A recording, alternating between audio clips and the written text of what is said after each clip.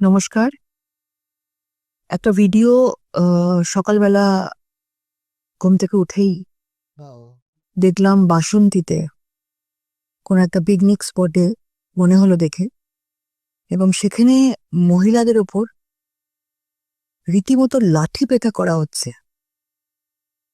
এবং সেটা কি ভয়ঙ্কর জিনিস যে আজকে পুরো বাংলায় মহিলারা এতটাই অসুরক্ষিত যে তারা কোনো একটা জায়গায় পিকনিকে গেছে, সেইখানে তাদের ওপর চড়া হয়েছে তৃণমূলের গুন্ডা বাহিনী।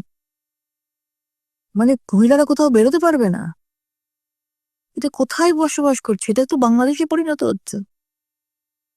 যে ভিডিও চোখের সামনে এসেছে সেটা দেখে তো রীতিমতো পশ্চিমবাংলার আজকে কি সিচুয়েশন, এবং সবচেয়ে বড় কথা আজকে মহিলা মুখ্যমন্ত্রী এই মহিলাদের ওপর দিয়ে এরকম ভাবে অত্যাচার, নারকীয় ভাবে লাঠি পেটা করা হচ্ছে তাদেরকে, সেটা নিয়ে কোনো কথা নেই। আমরা কোন দিকে এগোচ্ছি? বাংলাদেশ আমাদের পাশে, রীতিমতো একটা বাংলাদেশের মতো একটা দেশকে মানে রীতিমতো আত্মহত্যা করতে দেখলাম চোখের সামনে। মহিলাদের জায়গাটা কোথা থেকে কোথায় নেমে গেছে দেখলাম। কোনো সুরক্ষা নেই মহিলাদেরকে।